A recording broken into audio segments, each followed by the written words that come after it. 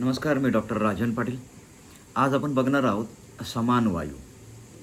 समान अग्नी समीपस्य, जो अग्निपशी त्याचं स्थान आहे तो समान वायू. हा जो आहे हा डायजेशनला मदत करतो. आता प्रश्न हा आहे की डायजेशनला तर पित्त मदत करतं, अग्नी मदत करतो, परंतु जसं चुलीमध्ये अग्नी असतो त्या अग्नीला फुंक मारल्यानंतर अग्नी वाढत असतो, तशा पद्धतीने समान वायू हा डायजेशनच्या अग्नीला मदत करत असतो.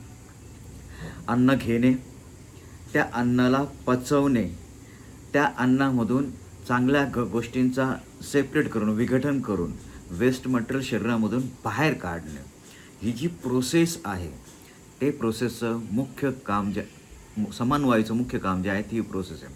अन्न घेणं, त्याला पचन करणं, त्याचं विघटन करणं आणि वेस्ट मटेरियल शरीरामध्ये खालच्या साईडला पाठवणं.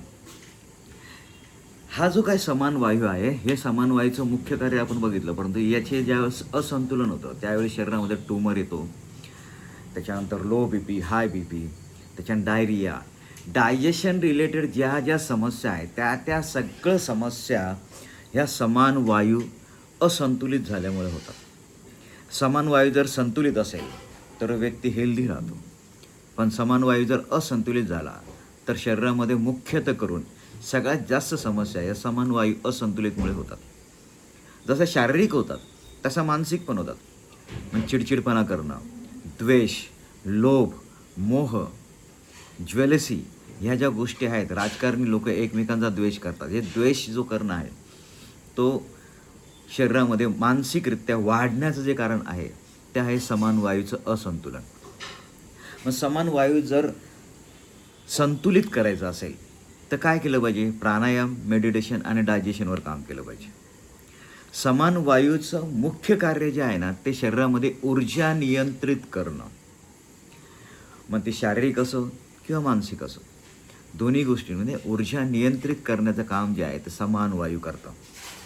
समान वायूचं अजून एक मुख्य काम आहे आणि ते खूप छान आहे की अनुभव जे आपल्याला येतात, जे पण अनुभव येतात, मग ते वैचारिक असो, वागताना बोलताना वगैरे हे अनुभव असो, किंवा लोक आपल्याला ज्या सूचना करतात त्या सूचनांना पण पचवणारा आणि त्या येणारे जे अनुभव, येणारे जे सूचना, येणाऱ्या ज्या पण समाजामध्ये आपण ज्या पण गोष्टी बघतो त्या गोष्टींना सेपरेट करून चांगलं काय वाईट काय हे समजून सांगणारा जो काय वायू आहे तो समान वायू आहे. म्हणजे समान वायू ज्या व्यक्तीचा मेंटेन असेल, संतुलित असेल, तो व्यक्ती जो आहे तो तुम्हाला क्विक आणि योग्य रिप्लाय देतो. क्विक आणि योग्य रिप्लाय देणारा व्यक्ती जो आहे तो समान वायू त्याचा काय आहे, संतुलित आहे. त्यामध्ये त्याचा विवेक चांगला असतो, त्याला जी प्रेरणा मिळत असते, वैचारिक क्लॅरिटी जी असते ती पण त्याची जी आहे ती क्लिअर असते.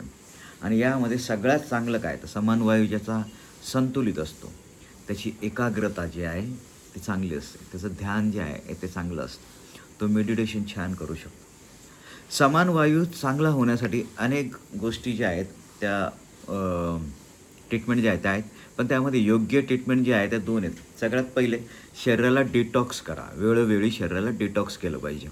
पोट साफ होण्यासाठी वेळोवेळी काम केलं पाहिजे. डिटॉक्समध्ये काही गोष्टी येतात त्याविषयी आपण थोडंसं बघू. मॅग्नेशियम सल्फेट आणि ऑलिव्ह ऑइल ह्या दोघांचं कॉम्बिनेशन तुम्ही जर यूट्यूबला टाकलं क्लिन्जिंग थेरपी, तर ते जे काही कॉम्बिनेशन आहे ते खूप छान आहे. त्यानंतर ज्यावेळेस आपण जेवण करतो आणि जेवण करताना अर्धा जेवण आपलं ज्यावेळेस होतं, उदाहरणार्थ मी रोज 2 पोळ्या खातो, मग एक पोळी खाल्ल्यानंतर जेवणाच्या मध्यभागी काही औषध घेणं. बेलाचं जे फळ आहे त्याची जी पावडर, त्याचं जे चूर्ण आहे ते चूर्ण मधाबरोबर घेतलं, हिंग आणि तूप घेतलं, असे जेवणाच्या मध्यभागी जर घेतलं तर समान वायू हा मेंटेन राहतो. समान वायू मेंटेन राहण्यासाठी ह्या दोन गोष्टी ज्या आहेत त्या खूप महत्त्वाच्या आहेत. ह्या दोन गोष्टी आता मुलामध्ये, लहान मुलांमध्ये, माणसांमध्ये समान वायू बिघडला असेल तर कसं ओळखायचं? छोट्या छोट्या गोष्टींना त्रास होतो, मग त्याचे वैचारिक त्रास, मानसिक त्रास, पचनाला त्रास, पोट साफ न होणं वगैरे. त्याच्यानंतर त्या व्यक्तीमध्ये द्वेष असतो, लोभ असतो, मोह असतो, चिडचिडपणा असतो आणि त्या व्यक्तीचा जो आहे समान वायू जो आहे बिघडलेला असतो.